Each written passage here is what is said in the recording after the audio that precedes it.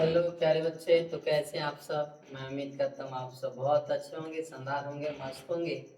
तो आइए आज हम लोग क्लास 11th के जो चैप्टर 2 हम लोग पढ़े थे उसका आज हम लोग ऑब्जेक्टिव यानी कि एमसीक्यू देखने वाले हैं। तो इस चैप्टर में आपका 70 महत्वपूर्ण एमसीक्यू है, वो एमसीक्यू आज हम लोग क्या करेंगे, कंप्लीट करेंगे ना, इस चैप्टर का, सेकेंड चैप्टर का। तो आइए आप सभी विद्यार्थियों अपनी जो तैयारी आप कर रहे हैं उसके लिए आपका एमसीक्यू बहुत महत्वपूर्ण होने वाला है। तो उस एमसीक्यू यानी ऑब्जेक्टिव क्वेश्चन का आज हम लोग देखेंगे। तो अब हम लोग का शुरू करते हैं क्लास हम लोग। तो आप सभी विद्यार्थियों को फिर से एक बार आपके अपने विश्वसनीय चैनल आर.एस. एकेडमी पर तहे दिल से स्वागत है। तो चलिए विद्यार्थियों, आज हम लोग अब क्लास को स्टार्ट करते हैं। 11वीं यानी कि 11th क्लास के बच्चों के लिए जो केमिस्ट्री हम लोग का है, नहीं झारखंड बोर्ड या अन्य भी कोई बोर्ड के बच्चे, अन्य भी और बोर्ड के सभी के लिए आपका महत्वपूर्ण है ना, चैप्टर है परमाणु संरचना यानी स्ट्रक्चर ऑफ एटम। नहीं, इसका हम लोग ऑब्जेक्टिव क्वेश्चन देखने वाले हैं। तो चलिए हम लोग बिना देर के आज की सेशन को स्टार्ट करते हैं शानदार तरीके से। चलिए, तो अब आपका क्वेश्चन यहाँ दिख रहा है बच्चे कि इलेक्ट्रॉन की खोज किसने की थी। इलेक्ट्रॉन नहीं, जो ऋणावेशित होता है, इलेक्ट्रॉन की जो खोज की थी बबुआ, वो आपका किसने की थी, इसके बारे में पूछ रहा है। आपका रदरफोर्ड ने, जे थॉमसन ने, चैडविक ने, मिलिकन ने, किसने किया था ना। जैसा कि हम लोगों ने जब पढ़ रहा था उसमें पढ़ा था कि रदरफोर्ड ने किसका खोज किया था बबुआ, नाभिक का। किसका खोज किया था, नाभिक। नहीं, किसका खोज किए थे, नाभिक का। जे थॉमसन किसका खोज किए थे बबुआ, इलेक्ट्रॉन का। किसका खोज किए थे, इलेक्ट्रॉन का खोज किए थे ना। तो याद है किसका खोज किए थे, इलेक्ट्रॉन का खोज किए। तो चैडविक ने किसका खोज किया था, न्यूट्रॉन का। किसका खोज किए थे, न्यूट्रॉन का खोज किए थे बबुआ ना। तो ये ध्यान रखें। तो हम लोग से क्या पूछ रहे, इलेक्ट्रॉन की खोज। इलेक्ट्रॉन की खोज कौन किया था आपका, जे थॉमसन ने ना। याद रखें, कैथोड किरणों की सहायता से। तो आपको इलेक्ट्रॉन का खोज किसने किया था, जे थॉमसन ने। क्लियर है। चलिए, तो नेक्स्ट क्वेश्चन देखते हैं हम लोग। नेक्स्ट क्वेश्चन आपका पूछ रहा है कि प्रोटॉन की खोज। नहीं, प्रोटॉन की खोज किसने की थी, प्रोटॉन नहीं, जिसको हम लोग पी से सूचित करते हैं। और पी जो आपका होता है बबुआ, ये धनावेशित होता है। कैसा कण होता है आपका, धनावेशित होता है ना। कैसा होता है, धनावेशित होता है। ये भी याद रखेंगे हम लोग। ये जो आपका प्रोटॉन धनावेशित कण होते हैं, इसकी खोज किसने किया था, जे थॉमसन। तो इलेक्ट्रॉन का खोज किए थे रदरफोर्ड, चैडविक, बोर। नहीं, चैडविक बोर ने आपका क्या, इलेक्ट्रॉन की निश्चित कक्षा के बारे में बताया था, चैडविक न्यूट्रॉन का। तो आपका ये रदरफोर्ड जो है बबुआ, ये प्रोटॉन की खोज किए थे। किसका खोज किए थे, प्रोटॉन का। किसका खोज किए थे, प्रोटॉन की खोज किसने किया था, आपका रदरफोर्ड ने। तो ऑप्शन कौन हो जाएगा आपका, बी। सेकेंड की ऑप्शन के लिए कौन सा ऑप्शन हो जाएगा आपका, B option is the right. Clear है। चले आगे। चलिए, तो आगे देखते हैं हम लोग। आगे पूछ रहा है न्यूट्रॉन। नहीं, तीनों का, न्यूट्रॉन की खोज किसने की। नहीं, हम लोग इलेक्ट्रॉन, प्रोटॉन और न्यूट्रॉन, ये तीन कण है बबुआ। जो परमाणु जो है तीन कणों में विभाजित, तो और कण है, लेकिन ये मुख्य रूप से हम लोग तीन कणों के बारे में पढ़ते हैं, इलेक्ट्रॉन, प्रोटॉन और न्यूट्रॉन। नहीं, तो न्यूट्रॉन की खोज रदरफोर्ड, चैडविक, मिलिकन, प्लांक। तो आप याद रखेंगे चैडविक ने किया था। किसने किया था न्यूट्रॉन का खोज, न्यूट्रॉन की जो खोज किए थे बबुआ, वो चैडविक ने किया था। यानी ऑप्शन कौन हो जाएगा आपका, बी ऑप्शन राइट हो जाएगा। क्लियर है ना। चलिए, तो आगे देखते हैं हम लोग। आगे आपका कह रहे हैं कि इस कण का E/M अनुपात सबसे अधिक है। किसका, E/M सबसे अधिक है ना, ये पूछ रहा हम लोग से। प्रोटॉन का, न्यूट्रॉन का, इलेक्ट्रॉन का, अल्फा कण का, किसका है। तो आप लोग बताएंगे, देखते हैं कौन कौन बच्चे बताते हैं ना। बताएंगे फटाक से आप लोग। प्रोटॉन का, न्यूट्रॉन का, इलेक्ट्रॉन का, अल्फा कण का, किसका आपका E/M का मान सबसे ज्यादा होता है। किसका होता है ये बताना आप लोगों को ना, ये चीज ध्यान रखेंगे। तो यहाँ पर आपका जो होता है इलेक्ट्रॉन का E/M सबसे क्या होता है बबुआ, ज्यादा होता है। सबसे क्या होता है, ज्यादा होता है। प्रोटॉन और, अरे सॉरी, इलेक्ट्रॉन का, तो इलेक्ट्रॉन का, न्यूट्रॉन का नहीं, इलेक्ट्रॉन का होता है ना। याद रखेंगे, इलेक्ट्रॉन का होता है क्या, E/M सबसे ज्यादा होता है, E/M। याद रखें। तो ऑप्शन कौन आपका हो जाएगा, सी ऑप्शन आपका सही हो जाएगा। क्लियर है। चलिए तो आगे देखते हैं हम लोग। आगे आपका पूछ रहा है क्या, इलेक्ट्रॉन पर आवेश कितना होता है। तो इलेक्ट्रॉन पर आवेश हमने आपको बताया था जब पढ़े थे हम लोग कि 1.6 1 पॉइंट क्या होता है 6 गुने 10 के पावर माइनस 19 कूलम्ब होता है ना। और प्रोटॉन का भी आवेश उतना ही होता है, बस फर्क इलेक्ट्रॉन का आवेश माइनस और यानी ऋणात्मक और प्रोटॉन का आवेश क्या होता है आपका धनात्मक होता है। तो ऑप्शन कौन हो जाएगा, इलेक्ट्रॉन का आवेश कितना होता है, तो आपका हो जाएगा ऑप्शन ए 1.6 गुने 10 के पावर माइनस 19 कूलम्ब होता है। क्लियर। चलिए तो आगे देखते हैं हम लोग।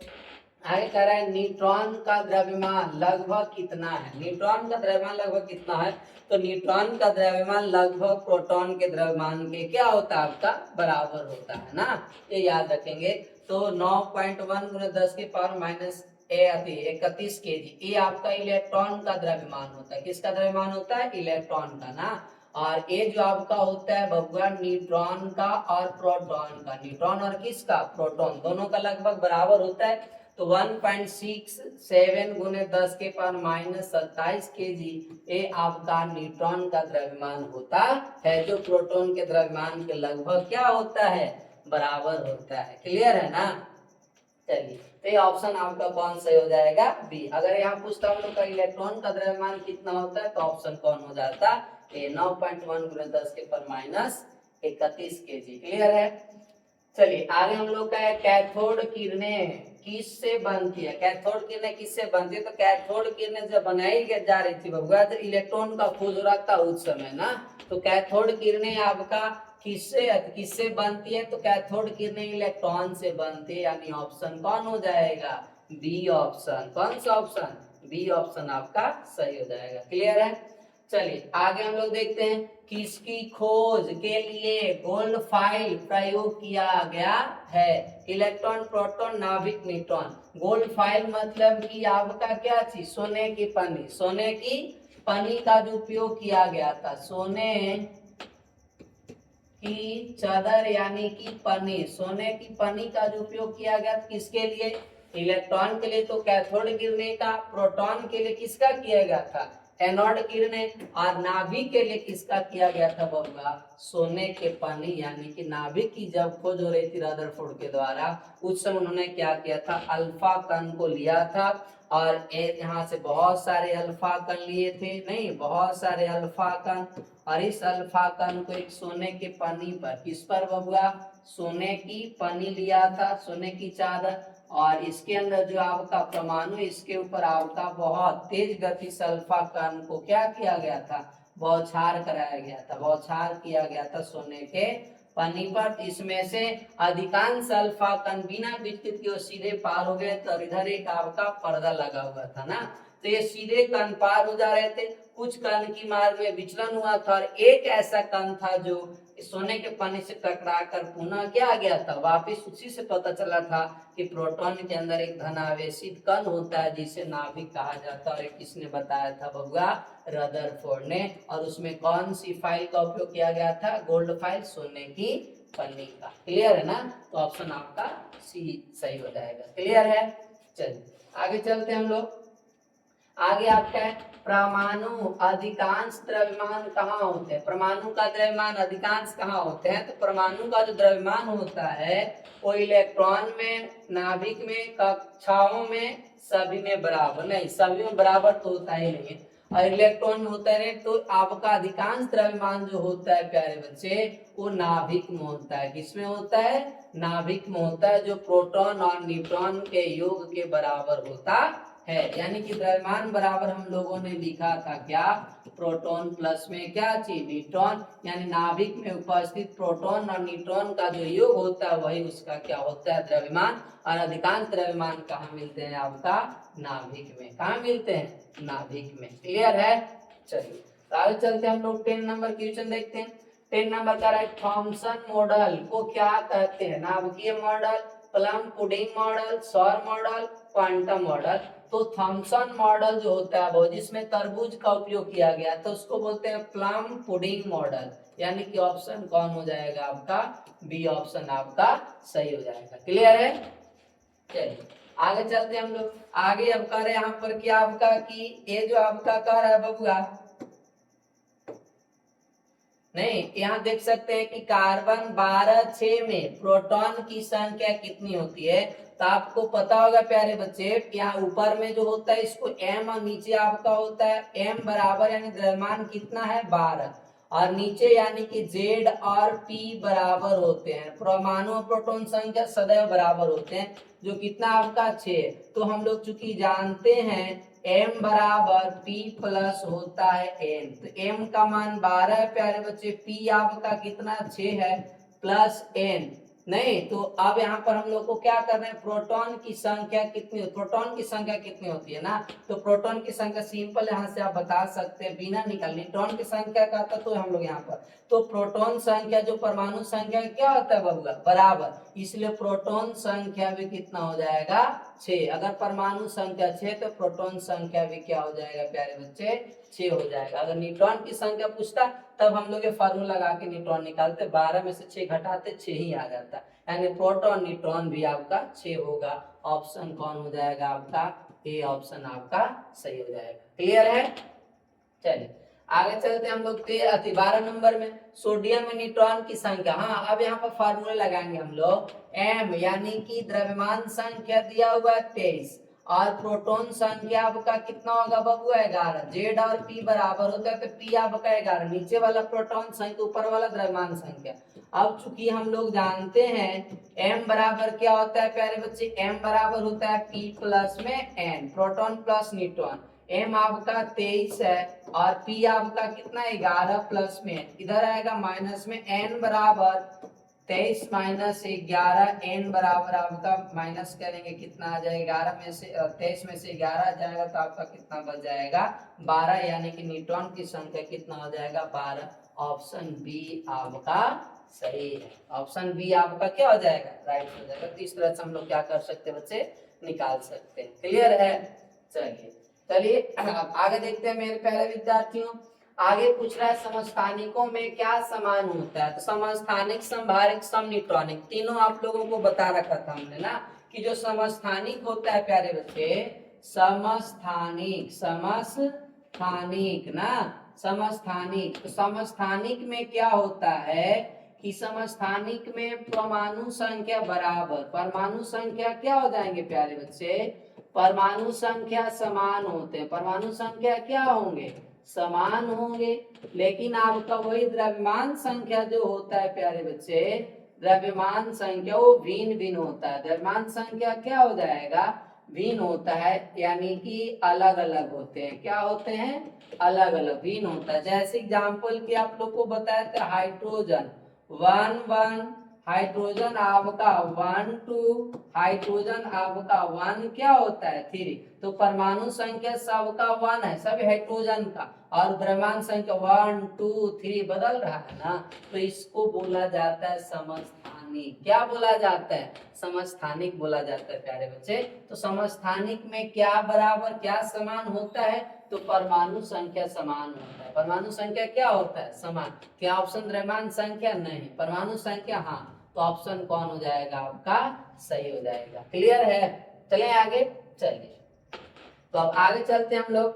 आगे आपका कह रहा है क्या, संभारिक ना, संभारिक में क्या समान होता है, तो संभारिक में बस इसका जस्ट उल्टा हो जाएगा, संभारिक ना, संभारिक। तो संभारिक में जो होता है प्यारे बच्चे, इसके अंदर आपका जो परमाणु संख्या होता है ना, कौन सी संख्या, परमाणु संख्या, तो परमाणु संख्या भिन्न होता है प्यारे बच्चे। क्या होता है, परमाणु संख्या भिन्न, लेकिन द्रव्यमान संख्या क्या होता है मेरे प्यारे लाडलों, द्रव्यमान संख्या समान हो जाता है। द्रव्यमान संख्या क्या होता है, समान होता है। क्या होता है, समान, यानी बराबर होता है ना। एग्जाम्पल के लिए आप लोग को दिए थे क्या, जैसे आर्गन, आर्गन का होता है 18, द्रव्यमान संख्या 40।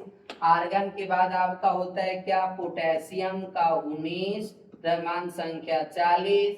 आपका कैल्शियम का परमाणु संख्या 20, द्रव्यमान संख्या 40। तो देख सकते हैं प्यारे बच्चे कि यहाँ पर आपका क्या, कि ए जो आपका है कि परमाणु संख्या क्या है, समान, परमाणु संख्या क्या है, समान, लेकिन अरे सॉरी, परमाणु संख्या भिन्न है, लेकिन द्रव्यमान संख्या क्या है, सब समान है। द्रव्यमान संख्या क्या है? समान। तो इसको बोला जाता है संभारिक। क्या बोला जाता है? संभारिक। तो याद रखेंगे, संभारिक में परमाणु संख्या भिन्न और द्रव्यमान संख्या समान होते हैं। तो ऑप्शन आपका कौन हो जाएगा?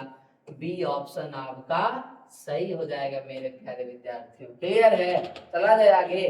चलिए सर, चलिए तो आगे देखते हैं हम लोग 15 नंबर। 15 नंबर का है कि रदरफोर्ड के अनुसार नाभिक का आकार कितना होता है? कितना बड़ा होता है ये हम लोग से पूछ रहा है ना। नाभिक का आकार किसके अनुसार बबुआ? रदरफोर्ड के अनुसार ना। तो 10 के पावर ए आपका है -10, 10 के पावर -10 मीटर। ए आपका है प्यारे बच्चे 10 के 10 -10 नहीं है, और 10 के पावर -15 मीटर। ये आपका है 10 के पावर -8 मीटर। ये आपका है 10 के पावर -5 मीटर। तो रदरफोर्ड के अनुसार नाभिक का जो आकार होता है 10 के पावर -15 मीटर होता है। यानी कि ऑप्शन नंबर कौन हो जाएगा आपका? बी सही हो जाएगा। ऑप्शन बी आपका सही हो जाएगा। क्लियर है? चलिए तो नेक्स्ट क्वेश्चन देखते हैं हम लोग। 16 नंबर, अल्फा कण का आवेश कितना होता है? तो अल्फा कण किसको बोला जाता है प्यारे बच्चे? अल्फा कण हीलियम को ही बोला जाता है, जिसके ऊपर आपका क्या होता है? +2 होता है। तो अल्फा कण का आवेश पर भी कितना हो जाएगा? +2 हो जाएगा। यानी ऑप्शन बी। ऑप्शन बी आपका क्या हो जाएगा? सही हो जाएगा। क्लियर है?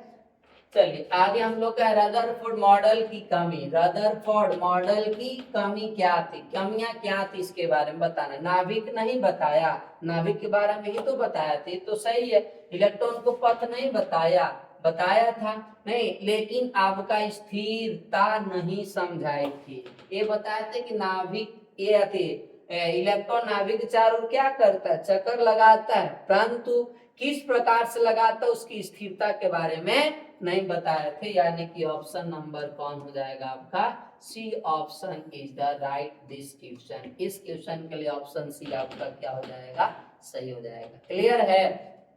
चलिए तब आगे चलते हम लोग प्यारे बच्चे। आगे आपका 18 नंबर कल है, बोर मॉडल किस पर आधारित है?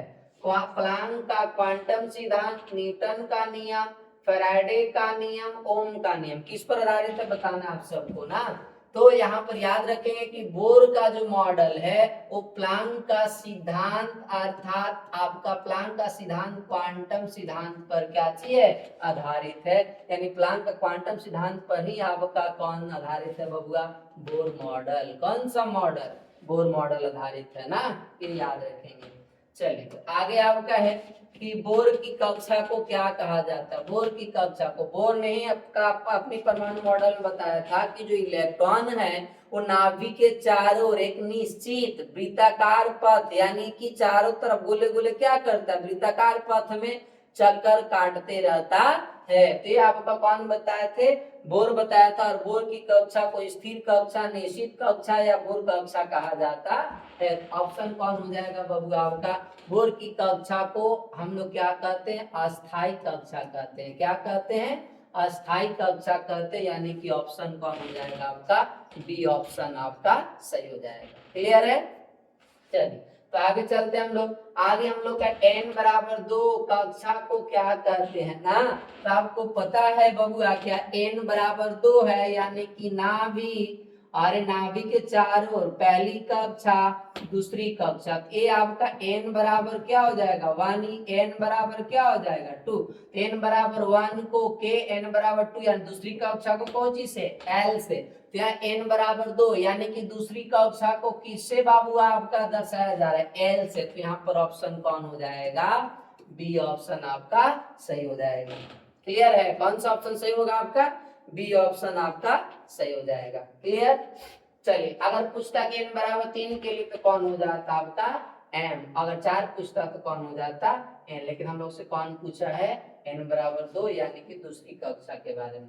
आगे आपका प्रकाश की गति कितनी होती है? प्रकाश की गति बता रहे हैं, प्रकाश का वेग। तो प्रकाश का वेग जो होता है बबुआ वो आपका यानी कि c बराबर आपका होता है 3 गुने 10 के पावर क्या होता है? 8 मीटर प्रति सेकेंड। यही आपका होता है, जिसको हम लोग c यानी v से भी सूचित करते हैं वेग को, लेकिन आपका क्या रहता है? c। तो यहाँ पर ऑप्शन आपका, अच्छा यहाँ पर आपका 108 नहीं है, ये आपका 3 गुने 10 के पावर क्या हो जाएगा 8 मीटर प्रति सेकेंड।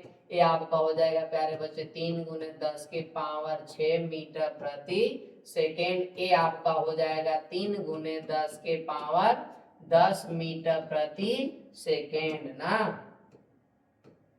और ये आपका हो जाएगा 3 गुने 10 के पावर 5 मीटर प्रति सेकेंड। हमने कितना बताया आपको 10 गुने सॉरी 3 गुने 10 के पावर कितना 8 मीटर प्रति सेकेंड, यानी कि ऑप्शन कौन हो जाएगा आपका, ए ऑप्शन आपका सही हो जाएगा। क्लियर है, चला जाए आगे।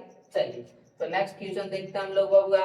E बराबर एच वी किसने दिया ना, एच का ई का मतलब हो गया बबुआ, ई बराबर आप याद रखेंगे ई बराबर एच और ए आपका न्यू है, क्या है न्यू।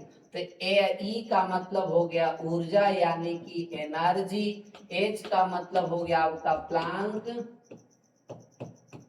नियतांक, क्या होता है बबुआ प्लांक नियतांक होता है, नियतांक ना याद रखेंगे। और जो नींव होता है बबुआ इसको आवृत्ति बोलते हैं, क्या बोलते हैं आवृत्ति बोला जाता है। जिस इसके बारे में आपका कौन बता किसने दिया था, तो प्लांक ने दिया था। किसने दिया था आपका प्लांक ने दिया था ना, ये याद रखेंगे। चला जाए आगे। चलिए तो नेक्स्ट क्वेश्चन देखते हैं हम लोग। एच का मान कितना होता है, यानी प्लांक नियतांक का मान कितना होता है। तो हमने बता रखा था आपको क्या कि प्लांक नियतांक जो होता है 6.626 गुने 10 के पावर माइनस 34 जूल सेकेंड होता है, यानी कि ऑप्शन कौन हो जाएगा आपका ए ऑप्शन सही हो जाएगा। कौन सा ऑप्शन आपका ए ऑप्शन सही हो जाएगा। चलिए आगे आपको कह रहे हैं कि दृश्य प्रकाश में सबसे अधिक ऊर्जा किसकी होती है। तो आप इसे याद रखेंगे जिसका स्पेक्ट्रम सबसे ज्यादा होगा उसका स्पेक्ट्रम ज्यादा उसकी ऊर्जा क्या होगी कम, और जिसका स्पेक्ट्रम कम उसका ऊर्जा क्या होगा ज्यादा। तो यहाँ पर आपने को पता होगा कि लाल का जो स्पेक्ट्रम होता है प्यारे बच्चे, स्पेक्ट्रम ना स्पेक्ट्रम ट्रम नहीं स्पेक्ट्रम जो होता है वो आपका ज्यादा होता है ना, और बैंगनी का स्पेक्ट्रम जो होता है नहीं और स्पेक्ट्रम वो आपका कम होता है, सबसे कम होता है। तो स्पेक्ट्रम कम होने के कारण आपका इसकी ऊर्जा क्या हो जाएगा बबुआ ज्यादा होगा, और इसका ऊर्जा क्या हो जाएगा कम हो जाएगा। इसकी ऊर्जा क्या होगा आपका कम होगा ना, यानी कि सबसे अधिक ऊर्जा किसकी होगी, तो सबसे अधिक ऊर्जा आपका बैंगनी का होगा। कौन सी रंग का होगा बैंगनी रंग का होगा। और सबसे कम ऊर्जा किसका होता है लाल रंग का होता है ना, याद रखेंगे। चलिए दोनों हमने बता दिया। स्पेक्ट्रम भी अगर पूछे तो आप अगर यहाँ रहता कि दृश्य प्रकाश में सबसे अधिक स्पेक्ट्रम किसकी होती है तो लाल हो जाता है, यानी ऑप्शन ए हो जाता ना। और अगर सबसे कम आपसे पूछता का स्पेक्ट्रम किसका होता है बैंगनी रंग का। अगर आपसे पूछता है दृश्य प्रकाश में सबसे कम ऊर्जा किसकी होती है तो लाल का ज्यादा पूछा तो आपका कौन हो जाएगा डी यानी बैंगनी का। क्लियर है, चलिए आगे। आज हम लोग का ई एम तरंग नहीं है, ई एम तरंग, ई एम का मतलब होता है इलेक्ट्रोमैग्नेटिक तरंग यानी कि विद्युत चुंबकीय तरंग। इसको क्या बोलते हैं हम लोग विद्युत चुंबकीय तरंग। तो रेडियो तरंग है, एक्स किरण है आपका, गामा किरण क्या बोलते हैं इसको अल्फा किरण आपका है, माइक्रोवेव है। तो ये जो बाबू अल्फा किरण है ये आपका रेडियो विद्युत चुंबकीय तरंग नहीं है। तो ऑप्शन कौन हो जाएगा आपका बबुआ सी ऑप्शन आपका सही हो जाएगा। अल्फा किरण जो है वो आपका ई एम तरंग नहीं, अर्थात विद्युत चुंबकीय तरंग नहीं है। बाकी रेडियो तरंग, एक्स किरण और माइक्रोवेव ये तीनों आपका क्या है ई एम तरंग है, विद्युत चुंबकीय तरंग है। क्लियर है, चलिए आगे हम लोग का है कि तरंग संख्या का मात्रक। याद रखिए तरंग संख्या जो होता है बबुआ नहीं, तरंग संख्या जो होता है वो आपका लेमडा के व्युत्क्रमानुपाती यानी तरंग दैर्घ्य के क्या होता है व्युत्क्रमानुपाती होता है, जिसको न्यू बार से सूचित करते हैं हम लोग तरंग संख्या को ना। तो अब यहाँ पर आप याद रखेंगे कि ये जो आपका न्यू तरंग संख्या होता है वो आपका तरंग दैर्घ्य के व्युत्क्रमानुपाती होता है, तो यानी तरंग दैर्घ्य का जो मात्रक होता है वो मीटर होता है, तो तरंग संख्या का मात्रक क्या हो जाएगा, वो मीटर प्रति सेकेंड या सेंटीमीटर प्रति सेकेंड। और वही तरंग दैर्घ्य का पूछेगा तो आपका क्या हो जाएगा, तरंग दैर्घ्य का पूछेगा तो आपका मीटर या सेंटीमीटर या एंगस्ट्रॉम होता है। क्लियर है। लेकिन तरंग संख्या को पूछे इसलिए आपका ऑप्शन कौन हो जाएगा, बी, मीटर सॉरी प्रति मीटर होता है ना, ये याद रखेंगे। चले आगे, चलिए तो आगे चलते हम लोग। आगे आपका क्या कह रहा है क्वेश्चन 27 नंबर, आवृत्ति और तरंग दैर्घ्य में संबंध बताना है आपको ना। आवृत्ति और तरंग में तो आपको पता है वेग बराबर यानी कि c बराबर जो होता है प्यारे बच्चे, वो आपका लेमडा यानी तरंग दैर्घ्य इनटू क्या होता है आपका आवृत्ति।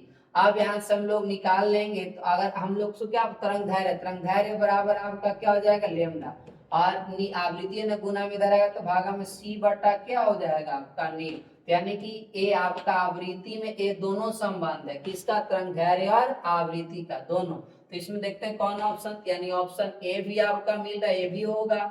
ऑप्शन बी यानी कि c बराबर लेमडा बटा नीव, नहीं ये तो होगा ही नहीं, ये गलत है। c और v बराबर c बाई कितना आपका लेमडा, यानी नीव बराबर सी बाई कुछ यहाँ लेमडा हो सकता है, इसको अगर चेंज करेंगे तो अब यहाँ पर नीव बराबर, तो नीव बराबर ई लेमडा इधर गुना में इधर आएगा तो भागा में सी बटा में आपका लेमडा, यानी कि ये भी सही है, ये भी सही है ना, और ये भी सही है। तो इसमें से ए और ए दोनों ऑप्शन मिल रहे हैं, यानी कि ऑप्शन सी भी सही होगा और ए भी, यानी कि डी ऑप्शन आपका सही, ए और सी दोनों सही हो जाएंगे, ए और सी दोनों सही होंगे। क्लियर है।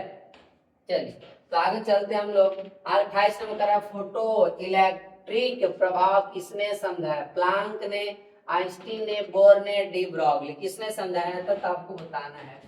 तो इसको फोटो इलेक्ट्रिक प्रभाव किसने समझाया था, तो इसको समझाने वाले वैज्ञानिक है बबुआ कौन, आइंस्टीन। कौन है प्यारे बच्चे, आइंस्टीन है, जिन्होंने फोटो इलेक्ट्रिक प्रभाव को, फोटो इलेक्ट्रिक इफेक्ट के बारे में समझाया यानी बताया था। क्लियर है। चलिए तो क्लियर, हम लोग आगे चलते हैं। आगे आपका कह रहा है काला पिंड, कौन सा पिंड, काला पिंड विकिरण किससे समझाया, तरंग सिद्धांत से, क्वांटम सिद्धांत से, कण सिद्धांत से, कोई नहीं, किससे आपका समझाया था, आप बताएंगे किससे, तरंग सिद्धांत, क्वांटम सिद्धांत, कण सिद्धांत, किससे आपका समझाया थे, तो बताना आप लोगों को ना। तो याद रखेंगे बाबू, काला पिंड विकिरण को समझाया गया था किसे, क्वांटम सिद्धांत से। किससे समझाया गया था, क्वांटम सिद्धांत, यानी ऑप्शन कौन हो जाएगा आपका, बी ऑप्शन आपका सही हो जाएगा। क्लियर है। चलिए आगे देखते हैं हम लोग 30 नंबर में, हाइड्रोजन स्पेक्ट्रम की लाइमन श्रेणी किस क्षेत्र में है, दृश्य, पाराबैंगनी, औरत, माइक्रोवेव, किसमें आपका ये बताना आप लोग को। तो हाइड्रोजन स्पेक्ट्रम की जो लाइमन श्रेणी है प्यारे बच्चे, वो पाराबैंगनी क्षेत्र में, कौन सी क्षेत्र में है, पाराबैंगनी क्षेत्र में। याद रखें, इसको ध्यान से याद रखिएगा कि हाइड्रोजन ये आपका वीवीआई है ना, इसको जरूर याद रखेंगे आप लोग। तो अब ये हाइड्रोजन स्पेक्ट्रम कौन सी की लाइमन श्रेणी किस क्षेत्र में है, तो पाराबैंगनी, आप याद रखेंगे ऑप्शन बी। कौन सा ऑप्शन हो जाएगा, बी। क्वेश्चन में ऑप्शन आगे पीछे हो सकते, लेकिन आप आंसर याद रखेंगे कि अब पाराबैंगनी क्षेत्र में हाइड्रोजन स्पेक्ट्रम होता है, हाइड्रोजन स्पेक्ट्रम की लाइमन श्रेणी होती है ना, ये याद रखें। चलें आगे। 31 नंबर कर रहा है, बोर के अनुसार कोणीय संवेग क्या होता है। कोणीय संवेग आपको बताए थे कि इलेक्ट्रॉन जो है एक नाभिक के चारों तरफ क्या करता है बबुआ, वृत्ताकार पथ में क्या करता है, चक्कर लगाते रहता है, इस तरह से ऐसे चक्कर लगाते रहता है ना, इस तरह से क्या करता है, चक्कर लगाते रहता है। तो ये आपका क्या है, कोणीय संवेग हो जाएगा। कौन सा संवेग हो जाएगा, कोणीय संवेग। तो कोणीय संवेग जो होता है बबुआ आपका क्या होता है कि mv/r बराबर आपका हो जाएगा क्या, NH बट्टा में NH बट्टा हो जाएगा आपका 2 पाई, यही फार्मूला होता है बबुआ कोणीय संवेग बराबर, ये बताया था हमने आपको ना। तो ये ऑप्शन कौन हो जाएगा आपका, ए ऑप्शन आपका सही हो जाएगा। क्लियर है, सुना रही बात ना। चले चला जाए आगे। बहुत जो हम लोगों ने पढ़ा है वही क्वेश्चन आपका है, जो चैप्टर में हम लोग पढ़े थे वही आपका सेम क्वेश्चन है ना, अलग नहीं। अगर आप बुक पढ़ते समय अगर अच्छे से पढ़े होंगे, हम लोग जब पढ़ रहे थे चैप्टर 2, तो आपको बनाने में हमें नहीं लगता किसी प्रकार की कोई कठिनाई होगी। क्लियर है? अगर वो दिक्कत होगा भी हल्का फुल्का तो आप समझ सकते हैं बबुआ। आगे देखेंगे भाई, आगे आपका है 8वीं कक्षा की त्रिज्या। 8वीं कक्षा हमने अब आपको बताया था क्या, बोर की परमाणु मॉडल में त्रिज्या की गणना भी किया था हम लोगों ने, वेग का गणना भी किया था और ऊर्जा की गणना किया था। तो हम लोग से पूछ रहे हैं क्या, आर त्रिज्या किसके समानुपाती है? तो आपको बता रखे आर बराबर, आप लोग को बता रखा था आर बराबर क्या होता है 0.529 गुने आपका होता है n स्क्वायर बटा में क्या होता है जेड। ये हम लोग त्रिज्या बराबर निकाल लेते बबुआ ना, ए त्रिज्या निकाले थे कक्षा की त्रिज्या, तो आपका इतना आया था। अब आर जो है बबुआ किसका समानुपाती आपका है एन स्क्वायर का, किसका समानुपाती है एन स्क्वायर का, है कि नहीं है? ये संबंध आपका है, तो ऑप्शन आपका कौन हो जाएगा बी। कौन सा ऑप्शन हो जाएगा आपका बी ऑप्शन आपका सही हो जाएगा। क्लियर है? चले आगे। तो ये आप ध्यान रखेंगे कि त्रिज्या बराबर आपका त्रिज्या का जो संबंध होता है एन स्क्वायर, यानी एन क्या है कक्षा, एन क्या है आपका कक्षा की संख्या को दर्शाता है, जेड आपका क्या है परमाणु संख्या। क्लियर है? चलिए तो आगे चलते हम लोग, आगे करें 8वीं कक्षा। कोई भी एन कक्षा है नहीं, पहली दूसरी तीसरी कोई भी हो सकता है।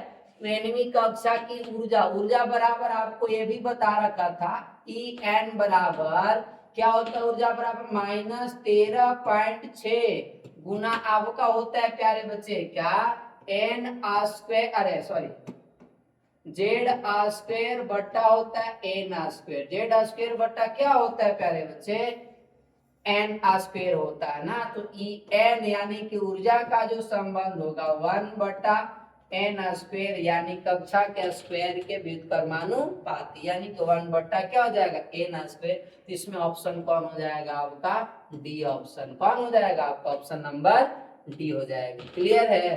चलें आगे। तो इस तरह से अगर वेग का पूछे तो वेग का भी आप लोग क्या कर सकते हैं बता सकते हैं बबुआ ना। चलिए तो आगे चलेंगे हम लोग, आगे हम लोग का हाइड्रोजन परमाणु, कौन सी परमाणु बबुआ हाइड्रोजन परमाणु की भू अवस्था ऊर्जा कितना होता है हाइड्रोजन परमाणु का। हाइड्रोजन परमाणु के लिए सिंगल पहली कक्षा है तो उसके लिए आपका तो -13.6 इलेक्ट्रॉन वोल्ट, यानी कि ऑप्शन ए आपका सही है। ऑप्शन ए आपका क्या हो जाएगा सही हो जाएगा। क्लियर है?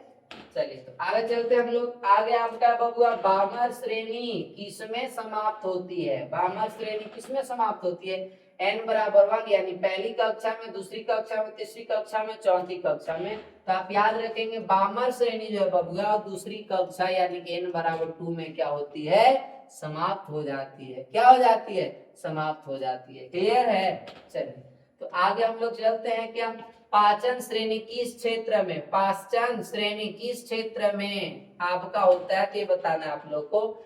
यूवी अल्ट्रावायलेट किरणें, आपका विजिबल आईआर नहीं, और एक माइक्रोवेव किसमें होता है तो आप याद रखेंगे आईआर। कौन बबुआ आईआर, जिसको अरक्त किरणें बोला जाता है, यानी कि ऑप्शन कौन हो जाएगा सी ऑप्शन। कौन ऑप्शन हो जाएगा बबुआ सी आईआर, अरक्त किरणें बोला जाता है। क्लियर है? चले आगे।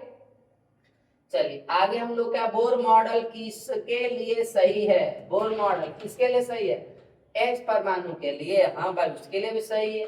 हीलियम आयन, हीलियम आयन के लिए हाँ ये भी सही है। लिथियम आयन के लिए हाँ, यानी कि सभी एक इलेक्ट्रॉन के लिए क्या है आपका बोर मॉडल सही है, यानी कि ऑप्शन कौन हो जाएगा मेरे प्यारे विद्यार्थियों डी। कौन ऑप्शन सही हो जाएगा डी आपका सही हो जाएगा। क्लियर है? चला जाए आगे। आगे कह रहा है क्या बोर मॉडल की सीमा क्या है, बहु इलेक्ट्रॉन परमाणु नहीं समझा सके, जीमान प्रभाव नहीं, दोनों कोई नहीं। इसमें से कौन ऑप्शन होगा ये बताना है आप लोग को ना, कि बोर परमाणु की जो सीमा है वो बहु परमाणु इलेक्ट्रॉन, अरे बहु इलेक्ट्रॉन परमाणु नहीं समझा सके, कि जीमान प्रभाव को नहीं समझा सके। तो आप याद रखें बोर मॉडल में दोनों में से किसी को नहीं समझा पाए थे ना, ये दोनों में से किसी को नहीं समझा पाए थे, इसलिए ऑप्शन कौन हो जाएगा प्यारे बच्चे सी ऑप्शन आपका सही हो जाएगा। सी ऑप्शन क्या हो जाएगा सही। क्लियर है? चलिए तब आगे चलते हम लोग आगे। उत्सर्जन स्पेक्ट्रम में काली रेखाएं क्यों क्यों आती है? ऊर्जा अवशोषण, ऊर्जा उत्सर्जन, कोई संक्रमण नहीं, कुछ नहीं। तो आप याद रखेंगे उत्सर्जन स्पेक्ट्रम में काली रेखाएं जो होती है बबुआ किसके कारण होता है? ऊर्जा उत्सर्जन के कारण। किसके कारण? ऊर्जा उत्सर्जन के कारण रेखाएं होती है, इसलिए ऑप्शन आपका कौन हो जाएगा? बी। कौन ऑप्शन हो जाएगा आपका? बी हो जाएगा। क्लियर है? चलिए आगे देखते हैं हम लोग 40 नंबर। रीडबर्ग स्थिरांक का मात्रक क्या होता है? रीडबर्ग स्थिरांक का मात्रक क्या होता है बताना आप लोग को।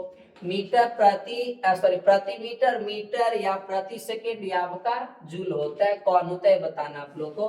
रीडबर्ग स्थिरांक का मात्रक मीटर प्रति मीटर, मीटर प्रति सेकेंड या जूल होता है। इसमें से कौन होता है बताना आप लोग को ना। ये याद रखें तो बताना आप लोग। तो याद रखेंगे बबुला आपका कौन होता है? मीटर प्रति मीटर। कौन होता है आपका? प्रति मीटर होता है। क्लियर है? चलिए आगे चलते हम लोग। आगे आपका डी ब्रॉगली समीकरण। डी ब्रॉगली समीकरण कौन है इसमें से आपको बताना। तो डी ब्रॉगली समीकरण में बताए थे तंगैर्य बराबर आपका यानी कि लेमडा बराबर होता है एच बटा क्या बबुआ? पी। यानी कि ऑप्शन कौन हो जाएगा सर? ए ऑप्शन आपका सही हो जाएगा। ये ऑप्शन क्या हो जाएगा आपका? सही हो जाएगा। क्लियर है? चलिए तो आगे चलते हम लोग। आगे आपका इलेक्ट्रॉन का तरंग स्वभाव किसने सिद्ध किया था? ये बताना। इलेक्ट्रॉन का तरंग स्वभाव किसने सिद्ध किया था ना? थॉमसन ने, डेविसन, जर्मन या रदरफोर्ड या बोर? किसने आपका समझाया? ये बताना आप लोग को।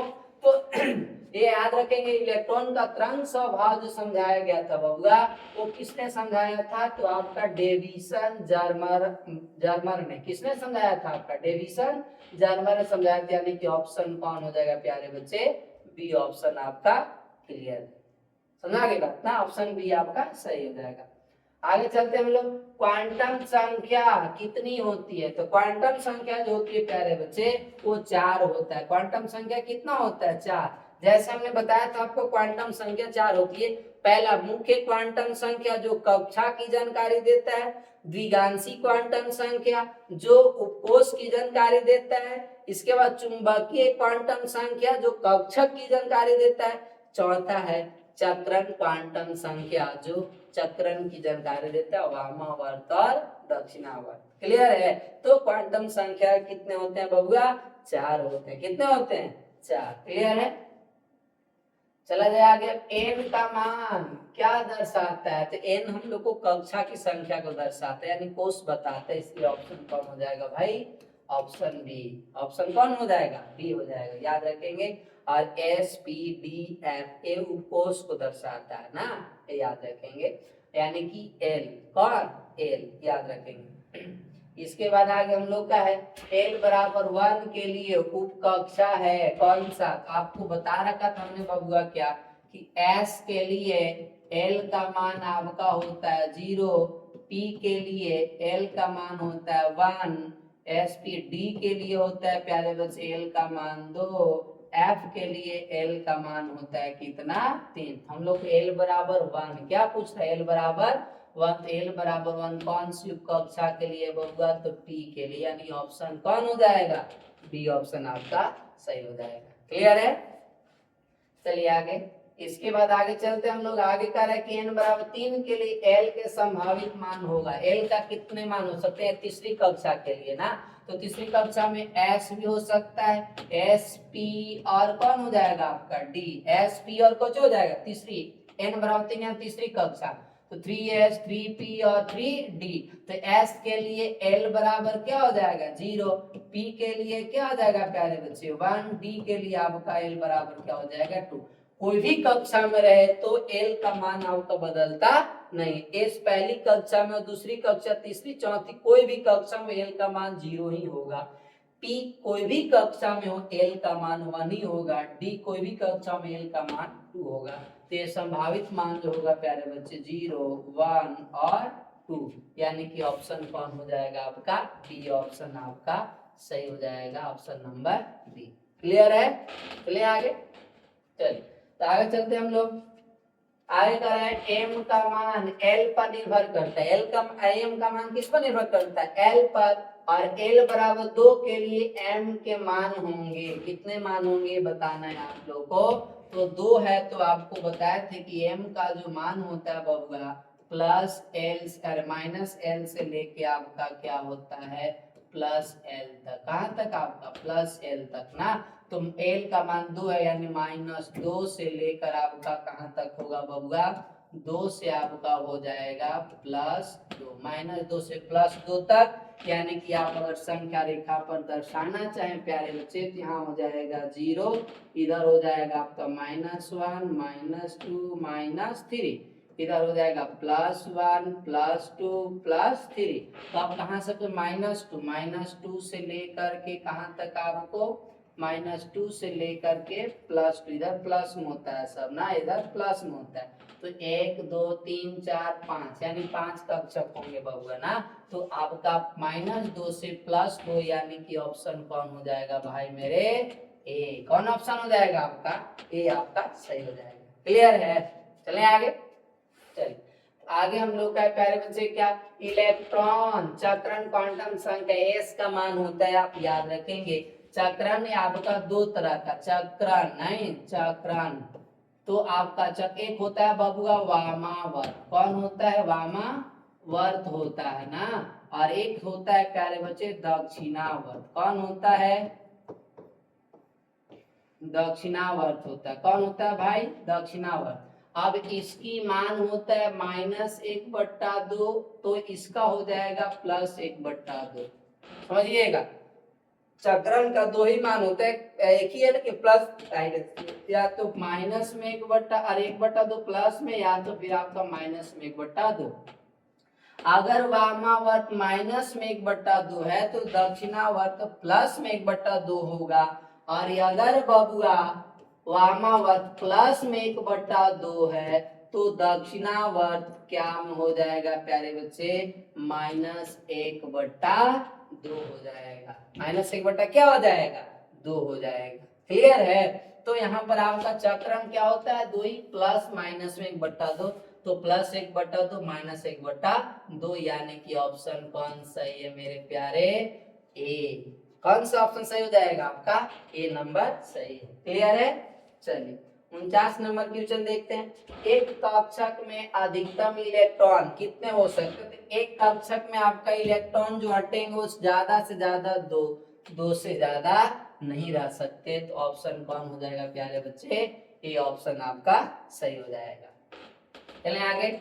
चलिए आगे आपका है पी युक्त कक्षा। पी युक्त कक्षा में अधिकतम इलेक्ट्रॉन कितने होंगे? तो आपको बताए थे सभी कक्षक में भरने के लिए इलेक्ट्रॉन बताए भी थे फार्मूला निकाल करके कि एस में जो होता है प्यारे बच्चे आपका 2 इलेक्ट्रॉन, पी में आपका 6, डी में आपका 10 और एफ में कितने होते हैं प्यारे बच्चे 14 होते हैं। तो हम लोग को पी में पूछा इसलिए ऑप्शन कौन हो जाएगा बी यानी 6 ही को होता है ना। ये याद रखेंगे, इसको आप लोग को याद रखना होगा। कोई दिक्कत यहाँ तक बबुआ? नहीं सर कोई दिक्कत नहीं है। चलिए आगे आप करें अपवाह सिद्धांत क्या कहता है? अपवाह सिद्धांत कहता है कि युग्मन से पहले अयुग्मेन नहीं, ये तो आपका भाव नहीं कहते हुंड कहते इसके बारे में। कम ऊर्जा में पहले भरो, हाँ यही आपका बताए थे कि कम ऊर्जा में पहले भरो और अति कम ऊर्जा में पहले भरा जाता है, इसके बाद ज्यादा वाला में आगे भरा जाता है ना। n+l के नियम के अनुसार बताए थे आप लोग को n+l का मान जिसका कम होगा पहले इलेक्ट्रॉन उसमें भरा जाता है। तो ऑप्शन कौन हो जाएगा बबुआ वाव के द्वारा बी, कम ऊर्जा में पहले भरने के लिए कहा गया था ना। ये याद रखेंगे। चले आगे। आगे हुंड का नियम किससे संबंधित है? हुंड का नियम किससे संबंधित? हुंड का नियम बोले थे इलेक्ट्रॉन युग्मन। इलेक्ट्रॉन का क्या थी युग्मन के बारे थी ऊर्जा स्तर, इलेक्ट्रॉन युग्मन के बारे में बताते चक्रण या नाभिक, इसके बारे में बताते ये चीज बताना आप लोग को।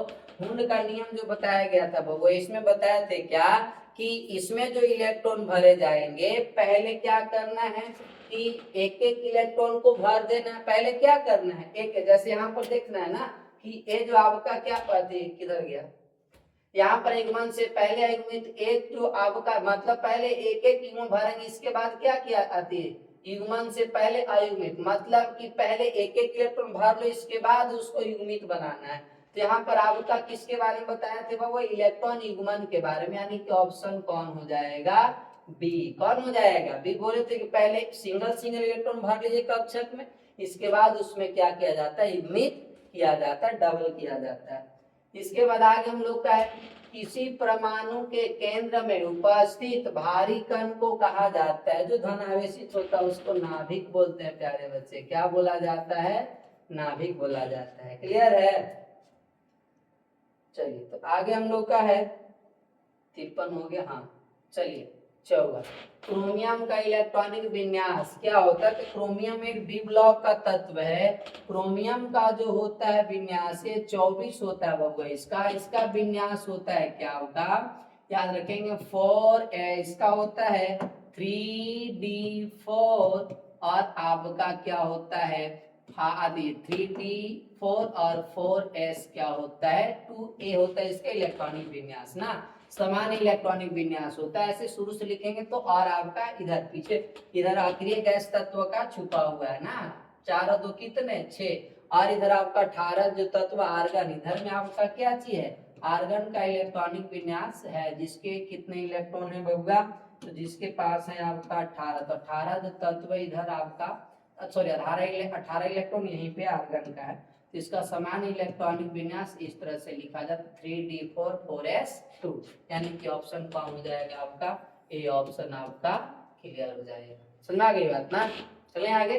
चलिए 55 नंबर कर आइसोटोन में क्या समान होता है। आइसोटोन आप लोग को बताया भी, आइसोटोन नहीं क्या होगा इसमें, तो आइसोटोन का मतलब होता है कि ये समझ में आना चाहिए आप लोग को, आइसोटोन का मतलब होता है बबुआ समन्यूट्रॉनिक। क्या होता है, समन्यूट्रॉनिक। तो समन्यूट्रॉनिक में आपका न्यूट्रॉन की संख्या समान होता है, न्यूट्रॉन की संख्या क्या होता है, समान होता है, यानी कि ऑप्शन बी आपका सही हो जाएगा ना।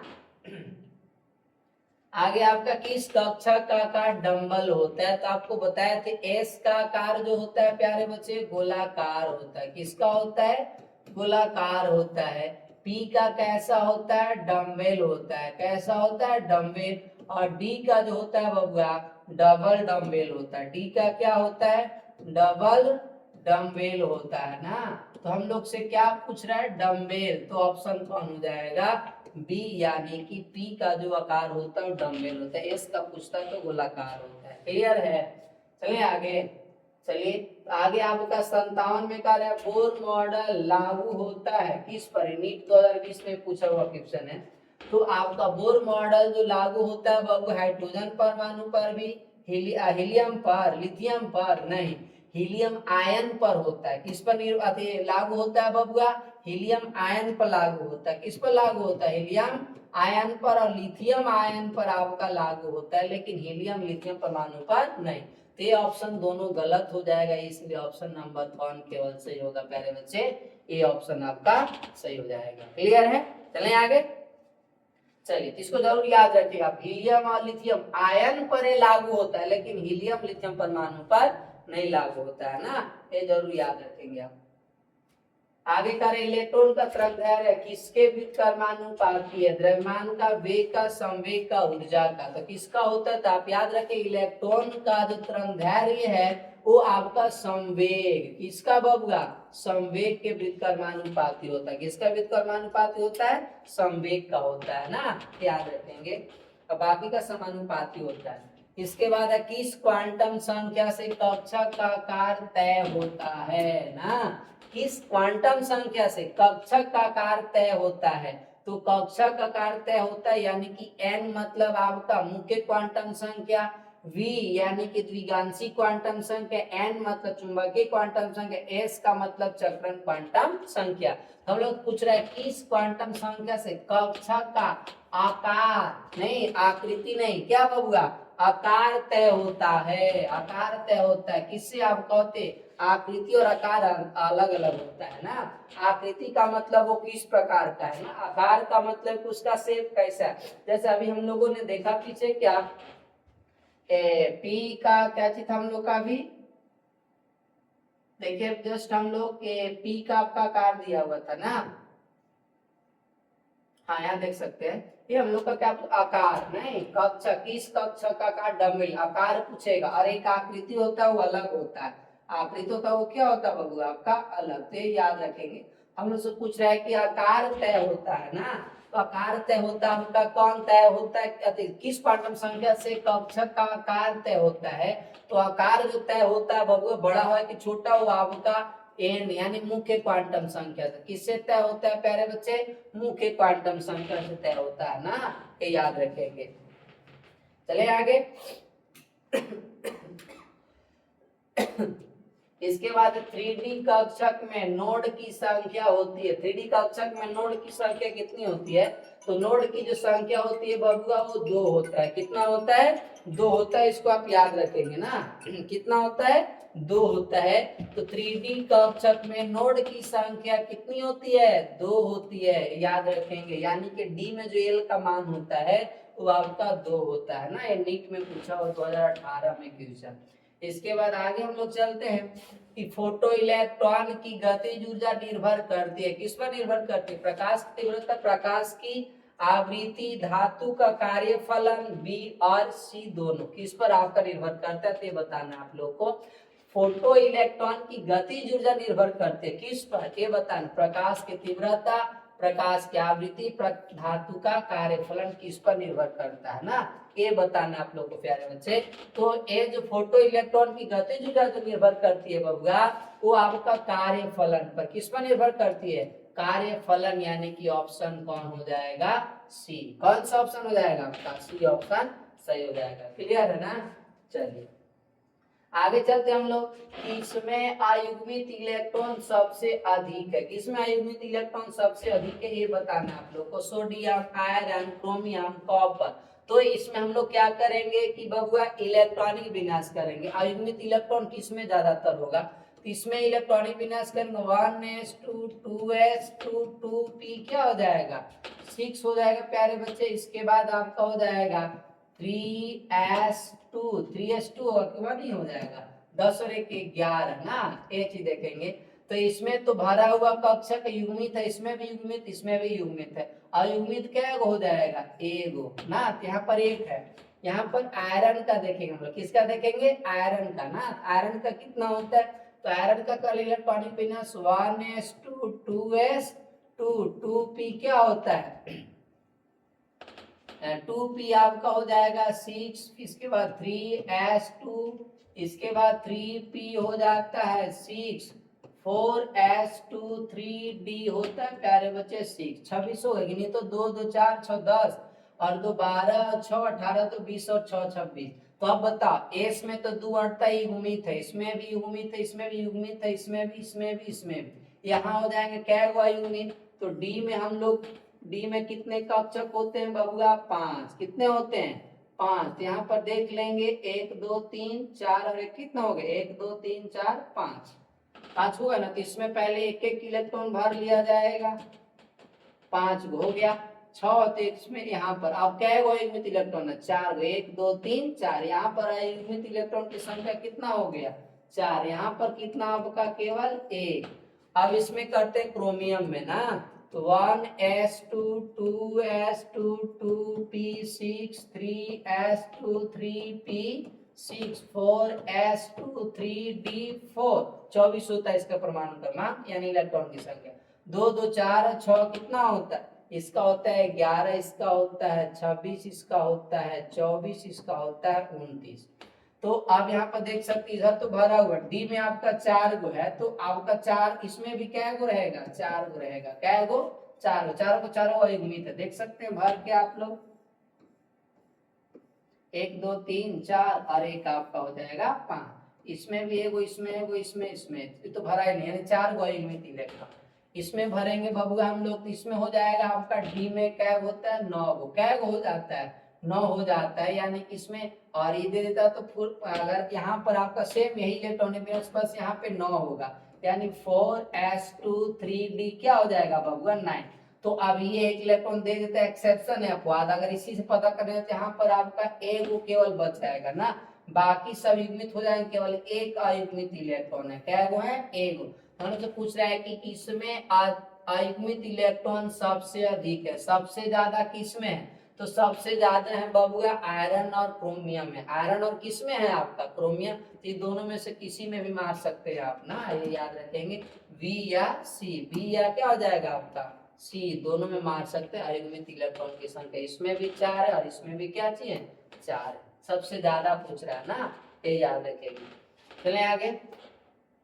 आगे आपका है किस कक्षा में इलेक्ट्रॉन की ऊर्जा सबसे कम होती है? सबसे कम ऊर्जा बताना है आपको। तो जैसे जैसे कक्षा की संख्या बढ़ते जाते, जैसा कि आप लोग को पता है नाभिक कि चारों वृत्ताकार कक्षा होता है इस तरह से। अब जैसे कक्षा की संख्या बढ़ता है, ऊर्जा बढ़ता है ना, तो यहाँ पर कह रहा है कि इलेक्ट्रॉन की ऊर्जा सबसे कम। तो पहली कक्षा में ऊर्जा कम होगा, दूसरी कक्षा में उससे ज्यादा, तीसरे में उससे ज्यादा, चौथे में उससे भी ज्यादा। यानी पहली कक्षा में ऊर्जा सबसे क्या होगा? कम, और सबसे ज्यादा पूछता तो चौथी कक्षा में। क्लियर है? चलिए आगे। चलिए इसके बाद आगे हम लोग क्या प्यारे बच्चे, क्या आर्गन और यहाँ पर कैल्शियम दिया हुआ क्या है इसका देख सकते हैं प्यारे बच्चे। परमाणु संख्या भिन्न है। परमाणु संख्या क्या है? भिन्न, लेकिन द्रव्यमान संख्या दोनों का सेम है। हमने अभी जस्ट आपको बताया था कि जिसमें परमाणु संख्या भिन्न और द्रव्यमान संख्या समान हो तो उसको बोला जाता है समभारी। क्या बोला जाता है प्यारे बच्चे? समभारी। और अगर परमाणु संख्या समान, द्रव्यमान संख्या भिन्न, तो उसको समस्थानिक बोलते हैं। क्या बोलते हैं? समस्थानिक। और अगर न्यूट्रॉन की संख्या समान हो तो उसको समन्यूट्रॉनिक आइसोटोन कहा जाता है। यहाँ द्रव्यमान संख्या समान यानी कि समभारिक हो जाएगा। Option number B. कौन ऑप्शन हो जाएगा? बी ऑप्शन आपका सही हो जाएगा। इसके बाद आगे प्यारे बच्चे क्या 2p कक्षक में नोड की संख्या 2p में, तो 2p में कितना हो जाएगा? s में 0 तो p में आपका 1 होता है, यानी कि ऑप्शन कौन हो जाएगा आपका? यानी नहीं है, s के लिए आपका l का मान कितना? 0, p के लिए आपका कितना होता है? 1, और d के लिए आपका कितना होता है? 2, f के लिए आपका कितना होता है प्यारे बच्चे? 3। तो नोड हम लोग को पूछ रहा है किसका? p का। तो p के लिए क्या हो जाएगा आपका? 1, यानी कि ऑप्शन बी। क्लियर है? चलिए आगे देखते हैं हम लोग। कैथोड किरणें होती है, तो कैथोड किरणें जो होती है बबुआ वो ऋणात्मक होता है। क्या होता है? ऋणात्मक। याद रखेंगे। जो धनात्मक विद्युत चुंबकीय क्षेत्र जब लगाया तो धनात्मक की ओर आकर्षित हुआ था, यानी कि ऋणात्मक होता है। इसीलिए बोला बात, इसी से पता चला था कि इलेक्ट्रॉन ऋणावेशित कण होता है। तो कैथोड किरण कैसा होता है बबुआ? ऋणात्मक होता है। कैसा होता है? ऋणात्मक। और एनोड किरण कैसा होता है? धनात्मक होता है ना, जो ऋणात्मक विद्युत चुंबकीय क्षेत्र की ओर आकर्षित होता है। चलिए आगे हम लोग 67 में, वे परमाणु जिनके परमाणु भार समान है, परमाणु द्रव्यमान समान होगा, परमाणु क्रमांक भिन्न होते हैं, तो इसको क्या कहते हैं भाई? तो उसको संभारिक कहते हैं। अभी जस्ट बताया आप लोग को, क्या कहते हैं? संभारिक कहते हैं ना। परमाणु भार समान है, परमाणु क्रमांक भिन्न है ना, ये चीज। अगर परमाणु क्रमांक समान, परमाणु भार भिन्न, तो समस्थानिक हो जाता, ऑप्शन ए होता। लेकिन यहाँ पर पूछ रहा है परमाणु भार समान है, परमाणु क्रमांक भिन्न है, यानी अलग अलग है, तो आपका कौन हो जाएगा बबुआ? संभारिक हो जाएगा। क्लियर है? चलिए आगे 68 नंबर, रदरफोर्ड के नाभिक खोज प्रयोग में किसका प्रयोग होता है? अल्फा कण, बीटा कण, गामा कण, किरणें और आपको उपरोक्त सभी। याद रखें रदरफोर्ड नाभिक खोज करें तो उसमें आपका हीलियम कण का, हीलियम आयन का यानी हीलियम कण का उपयोग किया था, जिसको अल्फा कण कहा जाता है। यानी ऑप्शन कौन हो जाएगा बबुआ? ए हो जाएगा। ऑप्शन कौन हो जाएगा? ए। इसके बाद अब लास्ट आपका क्वेश्चन नहीं है, सेकेंड लास्ट क्वेश्चन है। एस कक्षक की आकृति है, बताया अभी जस्ट आप लोग को क्वेश्चन पहले आया था। तो एस कक्षक की आकार जो होता है गोलाकार होता है ना, पी का डम्बेल होता है और डी का डबल डम्बेल होता है ना। ये हो जाएगा पी कक्षक का, और ये आपका हो जाएगा डी का, और ये आपका किसका प्यारे बच्चे? एस का। तो ऑप्शन कौन हो जाएगा? ए हो जाएगा। क्लियर है? आप देख सकते हैं लास्ट क्वेश्चन, कौन सा लास्ट? रदरफोर्ड अपने प्रयोग में किस धातु ना, किस धातु का प्रयोग किया था, ये बताना 70 नंबर क्वेश्चन है आपका, लास्ट क्वेश्चन है बबुआ ना। तो अब आप सभी बच्चे बताएंगे सोना, चांदी, बेरिलियम या नन, इनमें से कोई नहीं। तो आप सभी बच्चे के लिए एक क्वेश्चन छोड़ते देखते हैं कौन कौन बच्चे बताते हैं। और जो बच्चे को अगर पता है इसके बारे में रदरफोर्ड अपने प्रयोग में कौन सी धातु का उपयोग लिए थे, तो कमेंट में अपना आंसर जरूर बताएंगे ना, कमेंट में जरूर बताएंगे इसका आंसर क्या होगा। समझा गई बात ना, ये चीज है। तो आज हम लोग का चैप्टर 2 यानी कि परमाणु जो आपका संरचना चैप्टर था बबुआ 11th का, उसका हम लोग पूरे एमसीक्यू लास्ट किए नहीं, हम लोग का 70 एमसीक्यू कंप्लीट हुआ, जो एग्जाम की दृष्टि से बहुत महत्वपूर्ण होने वाला है नहीं, जो हम लोग 2027 में एग्जाम देंगे। किसका? फर्स्ट ईयर यानी कि 11th का। किसका देंगे? 11th का ना। तो चलिए आज यहीं तक के चैप्टर का एमसीक्यू समाप्त होता है। तो अब हम लोग फिर अगले वीडियो में आएंगे अगले चैप्टर को एमसीक्यू लेकर के, चैप्टर पढ़ने के बाद नहीं। तो चलिए प्यारे विद्यार्थियों, आप सभी प्यारे विद्यार्थियों को बहुत बहुत शुक्रिया, तहे दिल से स्वागत है। और आपका हमेशा आपके लिए मेहनत करते रहेंगे ताकि आपका एग्जाम बेहतर से बेहतर है, अच्छा से अच्छा हो। आप सभी प्यारे बच्चों को आज यहीं तक, फिर हम लोग नेक्स्ट वीडियो में मिलते हैं। तो अब आप सभी बच्चे अपना कमेंट बताएंगे कैसा लगा क्वेश्चन आपको, कहाँ डाउट्स हुआ, कहाँ के मतलब कहीं डाउट्स है या पूरी क्लियर है। तो जो भी आपका विचार हो कमेंट्स में जरूर बताएंगे कैसा लगा आप लोग। समझ गए ना। चलिए आप सब विद्यार्थियों फिर से एक बार RS Academy 2.0 पर तहे दिल से स्वागत है। तो अब आप सभी बच्चे अपना तैयारी करते रहिए, फिर हम लोग मिलते हैं नेक्स्ट वीडियो में। तब तक के लिए आप अपनी तैयारी करते रहिए। धन्यवाद।